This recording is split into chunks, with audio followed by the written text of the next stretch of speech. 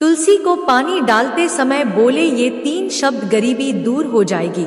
श्री कृष्ण कहते हैं तुलसी को जल देते समय बोलने चाहिए ये 3 शब्द, सभी मनोकामनाएं पूर्ण हो जाती हैं। दोस्तों, पिछले वीडियो में हमने आपको तुलसी को जल देने के महात्म्य की कथा सुनाई थी। आज के इस वीडियो में हम जानेंगे कि तुलसी को जल देते समय क्या बोलना चाहिए। एक बार की बात है, देवी सत्यभामा ने भगवान श्री कृष्ण से तुलसी को जल देने का महत्व पूछा। तब भगवान श्री कृष्ण ने उन्हें उसका महात्म्य सुनाया।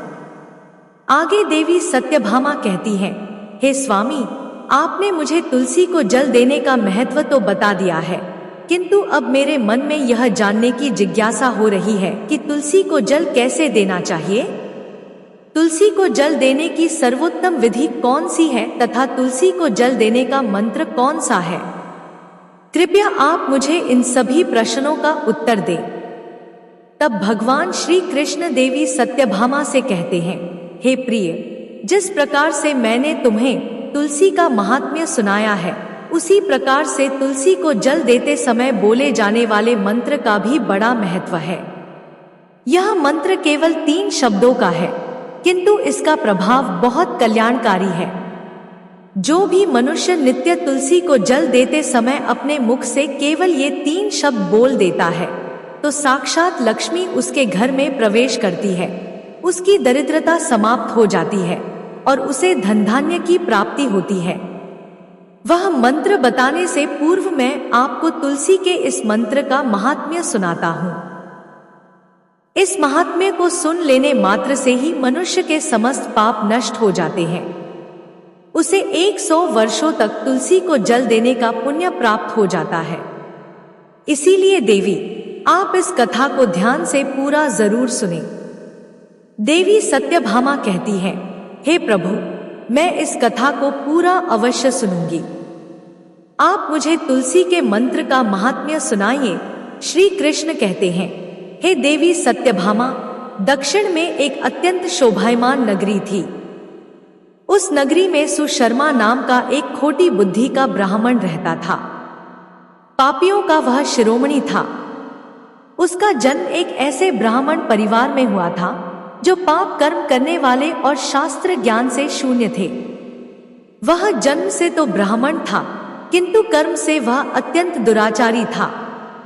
वह न पूजा पाठ करता, न ध्यान करता, न जप, न होम और न ही अतिथियों का सत्कार करता था। उसके द्वार पर आए अतिथियों को बिना दान किए ही क्रूरता पूर्वक भगा देता था। स्त्री लंपट होने के कारण वह सदैव ही पराई स्त्रियों में आसक्त रहता था।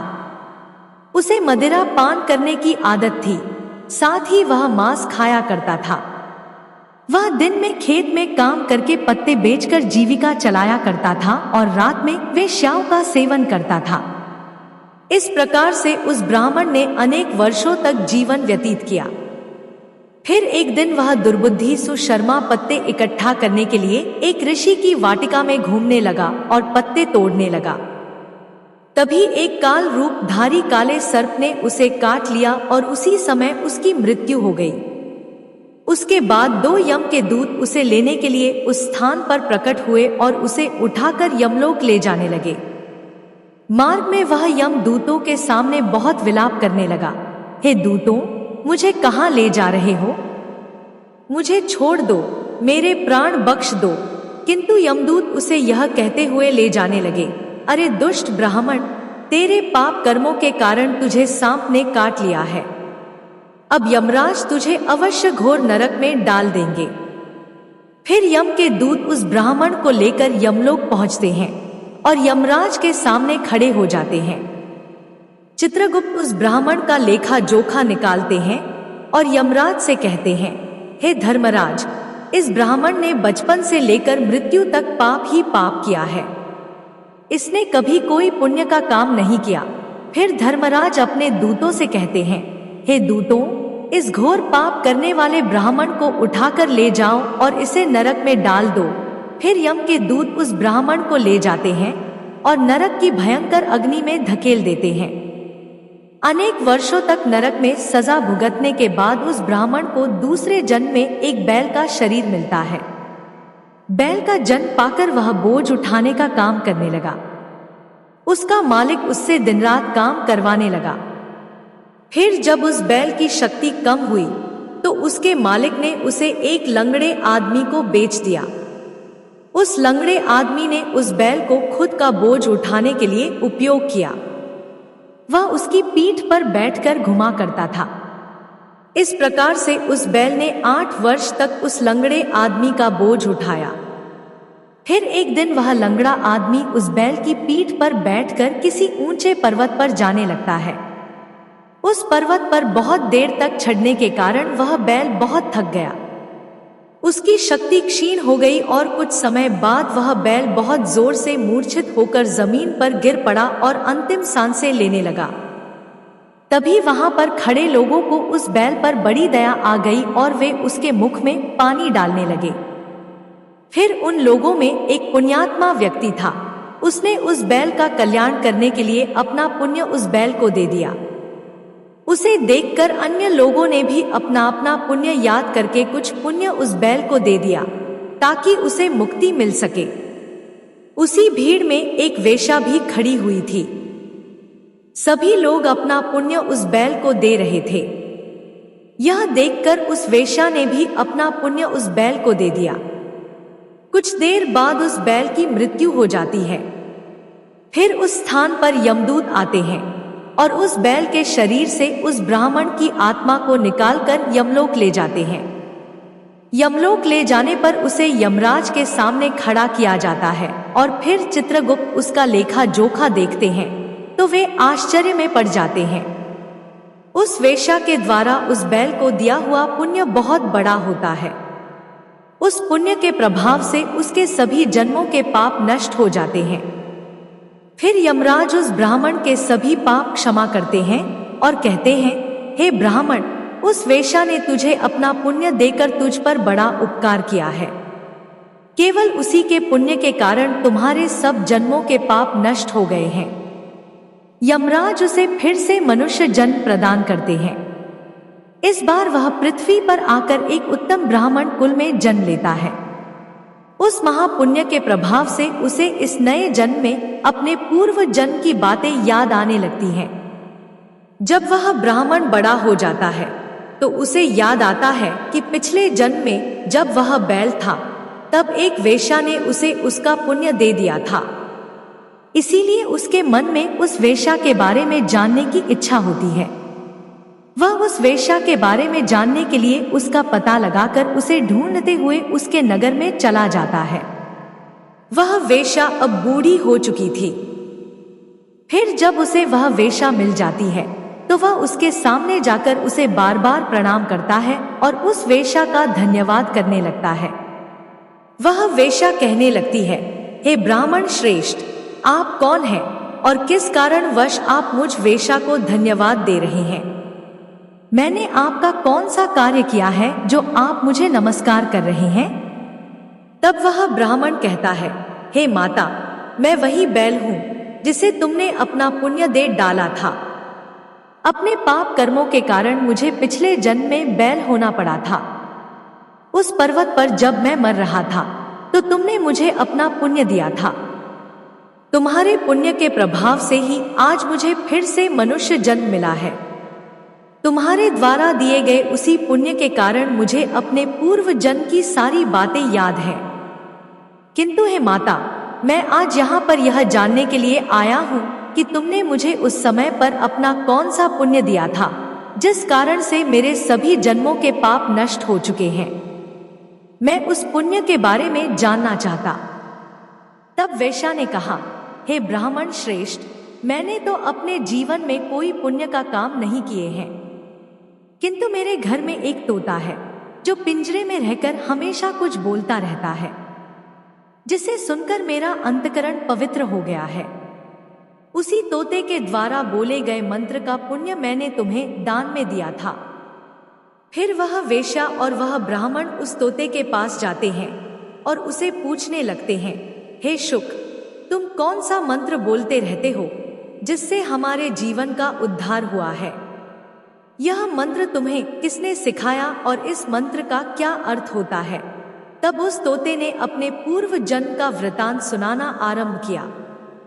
वह तोता कहने लगा, हे ब्राह्मण श्रेष्ठ, पिछले जन्म में मैं एक ब्राह्मण था। मैं अपने ज्ञान के अहंकार में अंधा हो चुका था। मैंने कभी गुरुजनों का आदर नहीं किया, सदैव ही उनका अपमान किया। मुझे अपने ज्ञान पर इतना अधिक घमंड हो गया था कि जिस कारण से मेरे क्रोध बहुत अधिक बढ़ गए और मैं सभी से द्वेष करने लगा, अन्य मनुष्यों को तुच्छ समझने लगा, विद्वानों का भरी सभा में अपमान करने लगा। फिर कालांतर में मेरी मृत्यु हो गई और मुझे यमलोक ले जाया गया।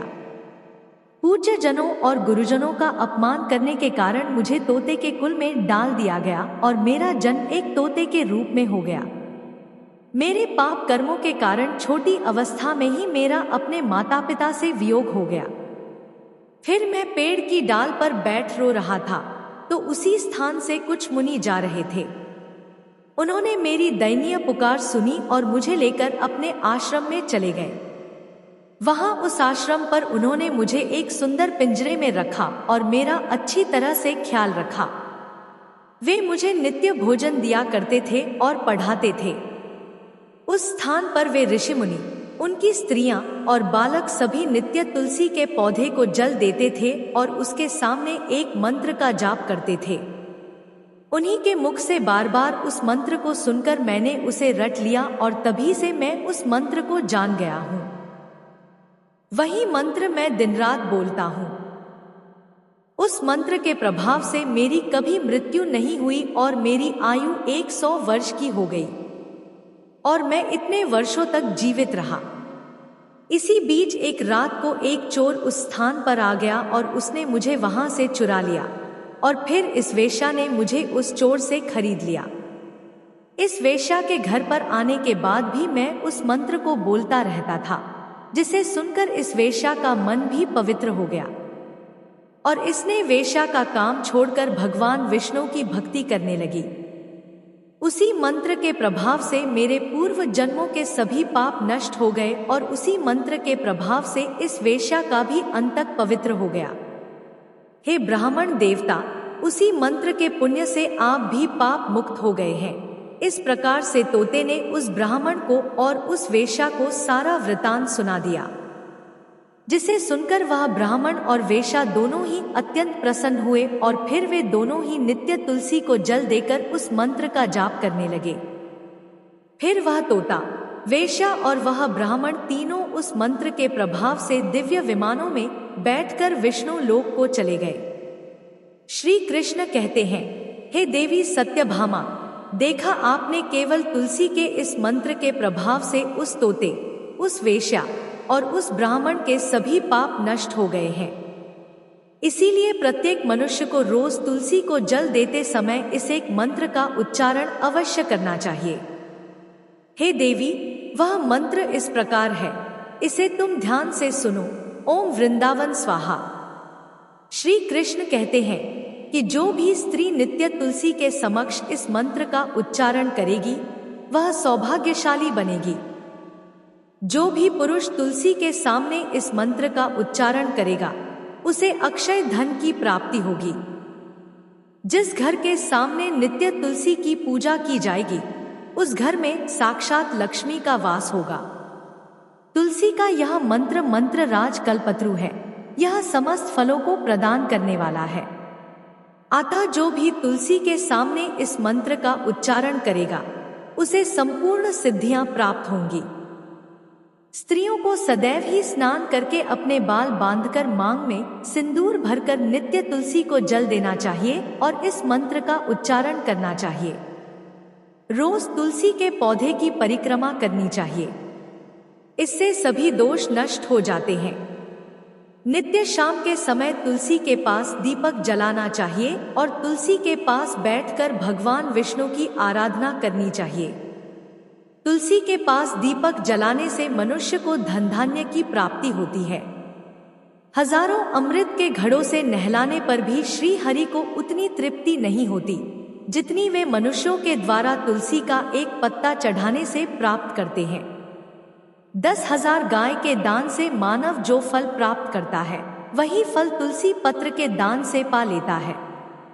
जो मृत्यु के समय अपने मुख में तुलसी पत्र का जल पा जाता है, वह संपूर्ण पापों से मुक्त होकर श्री कृष्ण के धाम जाता है। श्री कृष्ण कहते हैं, पूर्णिमा, अमावस्या, द्वादशी और सूर्य संक्रांति के दिन मध्याह्न काल, रात्रि और अशौच के समय तेल लगाकर बिना स्नान किए अथवा बिना हाथ पैर धोए रात्रि के वस्त्र पहनकर तुलसी के पत्र तोड़ता है, वह महापाप होता है। श्राद्ध, व्रत, दान, प्रतिष्ठा तथा देव पूजा के लिए तोड़े हुए तुलसी पत्र बासी होने पर भी 3 रात्रि तक पवित्र ही रहते हैं। तुलसी का एक एक पत्ता न तोड़कर पत्तियों के साथ अग्रभाग को तोड़ना चाहिए। तुलसी की मंजरी सब फूलों से बढ़कर मानी जाती है।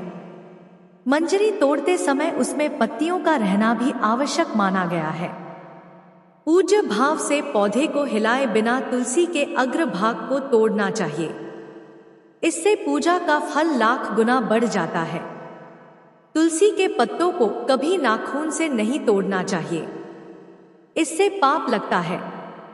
रात्रि में तुलसी के पौधे को स्पर्श न करें अथवा उसके पत्ते न तोड़ें, ऐसा करना अशुभ माना गया है। रात्रि में तुलसी का पौधा निद्रा अवस्था में होता है, ऐसे में पत्ते तोड़ने पर पाप ही लगता है। गुरुवार के दिन तुलसी के पौधे में थोड़ा सा कच्चा दूध अर्पित करें। दूध चढ़ाते समय ओम नमो भगवते वासुदेवाय इस मंत्र का जाप अवश्य करना चाहिए। तुलसी के पौधे के पास शालिग्राम रखें और उस पर तिल चढ़ाएं। पूजा में तुलसी और शालिग्राम को दूध में भीगी हल्दी का तिलक अवश्य करें। शालिग्राम पर तुलसी पत्र रखकर चंदन लगाना चाहिए। अगर कोई महिला मासिक धर्म से है तो वह तुलसी की पूजा न करे। मासिक धर्म के दौरान तुलसी को स्पर्श करने से घोर पाप लगता है, इससे स्त्री की दुर्गति होती है। तो दोस्तों, इस प्रकार से भगवान श्री कृष्ण ने देवी सत्यभामा को तुलसी को जल देने के मंत्र का महात्म्य सुनाया है। यह कथा आपको कैसी लगी, कमेंट करके अवश्य बताएं। अगर यह जानकारी अच्छी लगी तो वीडियो को लाइक जरूर करें। कमेंट में जय श्री कृष्ण, जय मां तुलसी जरूर लिखें। साथ ही चैनल को सब्सक्राइब करें। आप सभी का धन्यवाद।